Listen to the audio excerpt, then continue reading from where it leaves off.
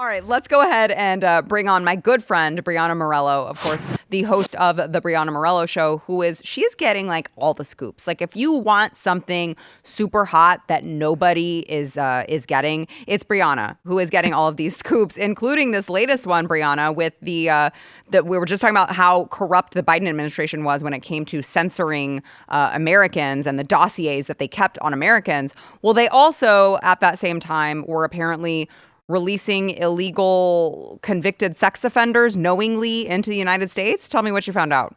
Oh my gosh. Well, Sarah, you got to buckle in for this one because it's completely outrageous.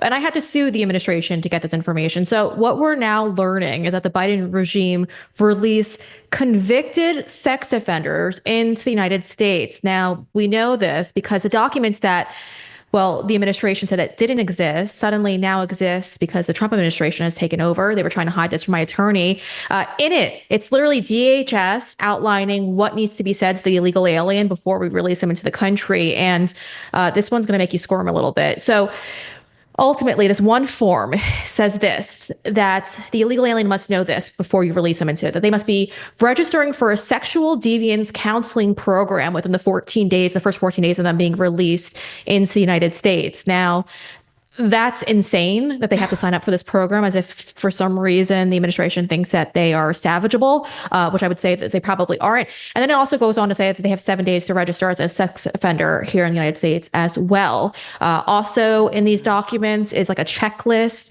for supervisors who are going through each sex offender to verify that they've done what they should be doing according to the Biden administration. And it also includes contacting the victims or the witnesses of the alleged crime, or the actual crime that took place because they're convicted, and making sure that they're aware that these individuals have been released into the United States. So that's what Joe Biden was working on. He was making sure that terrorists were being released into our country and convicted sex offenders were as well. Yeah, I mean, I just want to, I want to make sure to like really, really hone in on, I don't think that it can be overstated, that they clearly knew, DHS knew that these people were sex offenders. And they said, it's okay, because they're going to sign a document and they're going to super duper pinky swear that they are not going to do it anymore. And they're going to sign up as a sex offender. And we're just going to take their word for it. Like that's actually what was happening. Yeah. And they thought by making them go to sexual deviance classes, I don't know if they were in person or virtual, probably remote, given what the history of the administration was, of course, that they were somehow going to be productive members of society. They're just looking to seek asylum. That's it.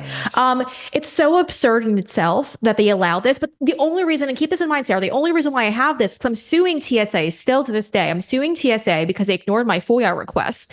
And all I was asking TSA for were documents that verified who these people were before they were able to board commercial flights. As you know, illegal aliens were able to board commercial flights during the Biden administration without driver's licenses or any IDs.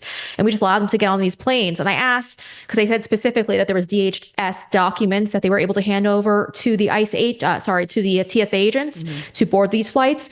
So I asked for a copy of what documents they permitted. And this was one of those documents. So documents that pretty much exposed them for being sex offenders were A-OK for commercial airlines. But they initially tried to hide this from you.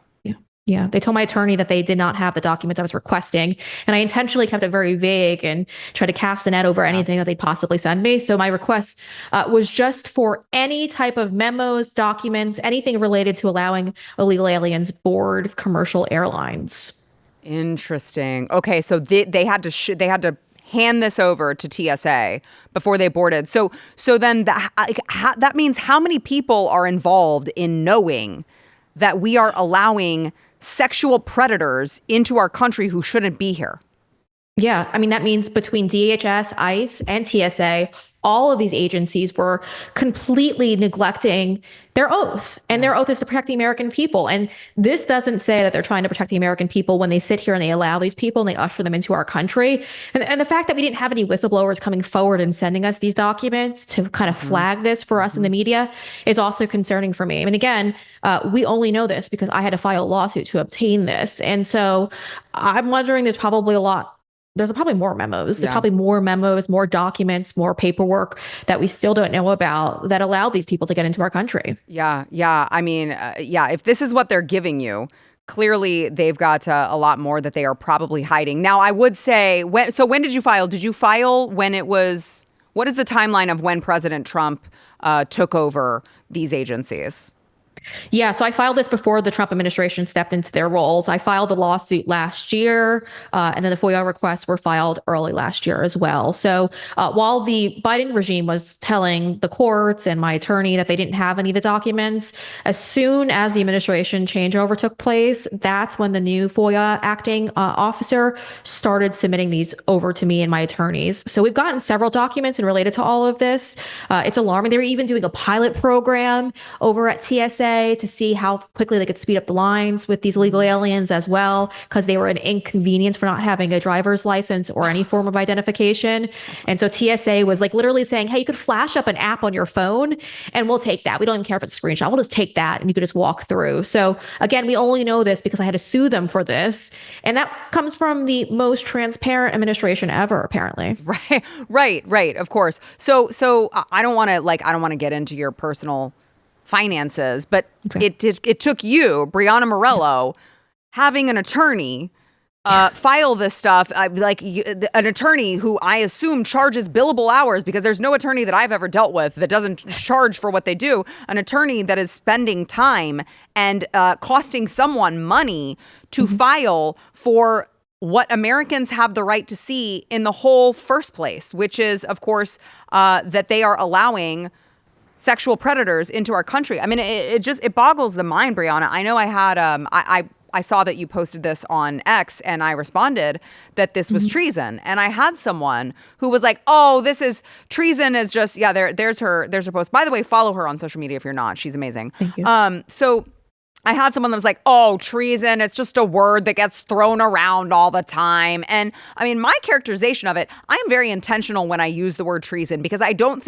use it all the time. This is a situation with the Biden regime and the way that they purposely infiltrated our country with people who they knew would be a danger to American citizens, to me, is the clear-cut definition of treason. I don't know how you can come up with anything else. What else could this possibly be when you had multiple different levels of a federal agencies, okay, who see that these people are illegal, they shouldn't be here in the first place, and instead of turning them away and saying, go back to where you came from, we don't want sexual predators here, they said, well, just sign a form. We know you're a sexual predator, but just sign a fucking form. Sorry, but I'm a little bit mad that I would have anyone who would push back on the fact that this is treasonous behavior, that they are aiding and abetting our enemies by bringing them in here. And then you have people like Lake and Riley who lost their lives to these illegal sexual predators. And you have to wonder how many of those people who killed and raped American citizens were on that freaking list to begin with.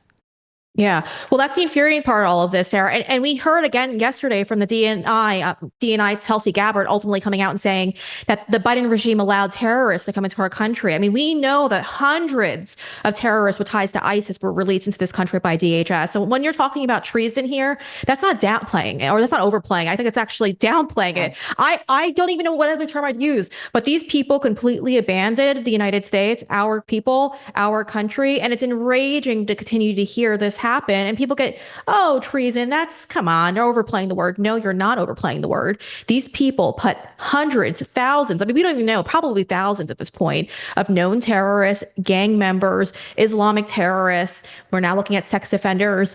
They put them into our country. I mean, what do you think is going to happen when you bring all these horrible people who hate our country, by the way? When you bring them in, you import them into our country, and you force them onto people that they don't like in the first place. Yep. We were sitting ducks. I honestly am so shocked that we didn't have a terrorist attack over those 4 years based on just a lack of care. The FBI was so focused on conservatives. They weren't focused on actual threats from Islamic terrorists. We're seeing all of these things continuously come out. So yeah, I get it. People probably think treason's often used to describe a lot of these stories. But the reality of it is, I think it's worse than treason. I don't even know what the word would be, but I'd probably step it up a couple more notches. These people deserve to be in prison for the rest of their life. And if Pam Bondi doesn't send these people to prison or file charges against them, then we just don't have any hope in this country. Yeah. Well, to be fair, Breanna, Pam Bondi has a lot of Fox News hits to go on. So she may not have time for that. But I mean, I agree with you. I think that life in prison would be kind. I think that would be a kind sentence for these people and all of the harm that they inflicted on American citizens. So real quick, before you go, tell me about, because we were just talking about Mike Waltz and his deputy director being out at the NSA. And you just dropped a story on Alex Wong. Well, it was actually Chan. So this is Okay, Chan. Elvis Chan. Yes. I know. Well, we just talked. Actually, you know what's so funny? I had Chad Prather on my show earlier today. Yeah. And we both had the same issue. Yeah. So don't worry. Well, hold on. Yeah. Look, hold on. That's a really unfortunate. I don't even want to call it a hairline because it's not even, there is a line in the center. Anyway, go ahead. What happened with FBI agent Elvis Chan? Yeah, so Elvis Chan, as many of you guys at home know, he was like the king of censorship over at the FBI. So he was the one who was personally making phone calls to social media companies and suppressing stories like the Hunter Biden laptop story in 2020. Well, Mr. Elvis Chan, according to my sources, and there's several sources telling me this, hasn't logged into any of his government devices in over 40 days. He's also been placed on something called terminal leave. Now, before you get excited and think that means he's been fired, listen to this. According to his LinkedIn page, he's been working for the FBI for 19 years and 8 months. Terminal leave allows you to use up your benefits right before retirement. So what he might be doing is he might be running through all of his PTO, whatever kind of benefits he has, until he hits his 20-year mark, and then he could retire with benefits. Now, I tried to reach out to the FBI for a comment on all of this, and they can't deny any of this or admit to any of this because they say it's personal materials. So it's just like those FBI agents who were apparently demoted, who took a knee during the George Floyd protests. They can't confirm that either, but the Washington Post, CNN have all confirmed it. So yeah, it's pretty interesting because Chan, first off, by the way, if you go to his LinkedIn page, he wants you to know that he uses he, him pronouns, but also on his LinkedIn page, he still claims he works for the FBI. So very interesting what's going on right now. This isn't a punishment, it feels like. He's going to get his retirement benefits if this plays out. If you like this clip and you want to see the full episode, click here. And if you want to subscribe to the channel, come on, you know you do. Click here.